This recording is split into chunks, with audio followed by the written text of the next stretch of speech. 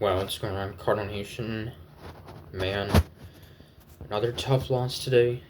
We lose in this one 6-5 to the Colorado Rockies in the third of four. Game where we came back from being down 3-0, but the Rockies rallied for 3 runs in the seventh, and we could not come back. Could not come back all the way and tie or win it. So, just a disappointing after a really exciting come from behind win yesterday. And yeah, so the Rockies to take an early 1-0 lead in the top of the first. RBI single by Ezekiel Tovar. That would make it 1-0 Colorado. He would be out though, trying to stretch a single into a double. And it would stay 1-0 until the top of the sixth. So a pitcher's duel throughout. As Rockies starter Ryan Feltner retired the first 11 Cardinals batters.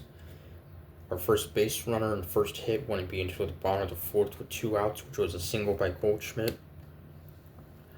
And yeah, so Feltner with just 1 hit allowed through 5 innings. The Rockies to go up 2-0. Ezekiel Tovar, a solo home run. That'll make it 2-0. Then later in the inning, Jake Cave with an RBI single to make it 3-0 off of Kyle Gibson, who still had a pretty solid outing. He's been very consistent all season long. And Gibson in this game, 6 innings, gave up 3 runs on 8 hits. Walked 2, struck out 7 on 93 pitches, so not a terrible start for him. And then in the bottom of the sixth, down 3-0, Matt Carpenter with a leadoff walk. Carpenter starting at DH. And then Alec Burleson would be safe on a fielding error by the second baseman. Then Paul Goldschmidt would reach base on an error, and 3 runs would score on the play on a throwing error by the Rockies' first baseman, Eleris Montero. So just like that, 3 runs would score, and the game would be tied. So ironically, a pretty similar play of what happened last night when the Rockies would tie the game up on a triple that then turned into a error, allowed the runner to score. So, and then Gorman would strike out, and then Nolan Arenado would give us a 4-3 lead. And Andrew Kittredge then pitching in the 7th inning. Rockies would then tie it up 4-4. Charlie Blackmon would have a double and then would steal third. Then Brenton Doyle would drive him in to tie it up 4-4. And then a 2-run homer by Ezekiel Tovar to make it 6-4 Colorado. So a 2-homer game for the young Rockies shortstop. He's been one of their best players ever since he debuted. Now has 10 homers on the year, so Kittredge a pretty rough outing. 3 runs in relief, but 2 scoreless innings from rookie right-hander Chris Roycroft.